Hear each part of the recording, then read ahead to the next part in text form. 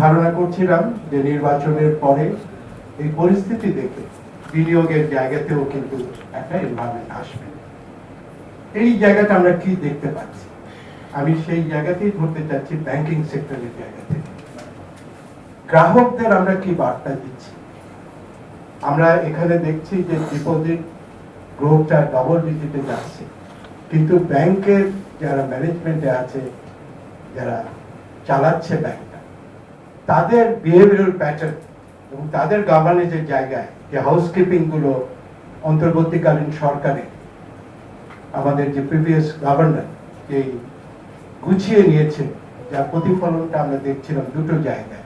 একটা হচ্ছে যে আমাদের রেমিটেন্সটা বাড়ছিল এবং যে কারণে একটা কিন্তু স্বস্তির জায়গায় বাংলাদেশের অর্থনীতি ব্রিদিং স্পেস কিন্তু আমরা পাচ্ছিলাম। সেকেন্ড হচ্ছে যে যে আবর্জনা ব্যাংকিং সেক্টরে তৈরি হয়েছিল সেটা পরিষ্কারের দিকে একটা উদ্যোগ নেওয়া হয়েছে। যারা মানি লন্ডার ছিল তাদের ব্যাপারে একটা কঠিন পদক্ষেপের জায়গায় গিয়েছিল বাংলাদেশ ব্যাংক। আমি এবং বজরু ভাই আমাদের পাঠানো হয়েছিল নগদে, সেটা একটা খুব ইম্পর্টেন্ট একটা মানি লন্ডারিং এর কেস, যেটা আমরা বাংলাদেশ ব্যাংকের হয়ে বাংলাদেশ ব্যাংক সেই জায়গাটা করেছে। এখন কাজটা করবার কথা হচ্ছে নির্বাচিত সরকারের, তারা কি করছে, তারা কি বার্তা দিচ্ছে। ডক্টর আশিক যেই জায়গাটা তুলে ধরলেন, আমি সেই জায়গাটাই কথা বলতে চাই যে 5টা ব্যাংকে যে ইসলামিক ব্যাংকে যে একত্রীভূত করা হলো এবং সেখানে ইনভেস্ট করা হলো, এবং এখন যারা প্রাপ্ত মালিক ছিলেন তাদের যে ফেরত দেওয়ার প্রক্রিয়ায় আইনগুলো হচ্ছে, আমাদের ব্যবসায়ী মহল সেটাকে কিভাবে দেখবেন? কারণ তাদেরও কিন্তু এই জায়গাটা রেসপন্সিবিলিটি আছে। কারণ আমাদের সময় এসছে যে good investor and bad investor দেখার জন্য, না হলে দেশটা কিন্তু প্রতিবারই বটমলেস বাস্কেট দিয়ে তো আমরা শুরু করেছিলাম আমেরিকানদের সেই প্রেস দিয়ে, আমরা কিন্তু নিজেরাই নিজেদের সামর্থ্যকে ইঁদুর হয়ে কেটে কিন্তু নষ্ট করে ফেলছি। এই জায়গাটা কিন্তু আমি মনে করি ইকোনমিস্ট এবং ব্যবসায়ী মহলে সত্যিকার অর্থে হার্ট হিটিং গভর্নমেন্টকে মেসেজ দিতে হবে। কারণ সংস্কারের যে কাজগুলো হাত দেওয়া হয়েছিল সেখান থেকে ফেরার কোনো সুযোগ নাই।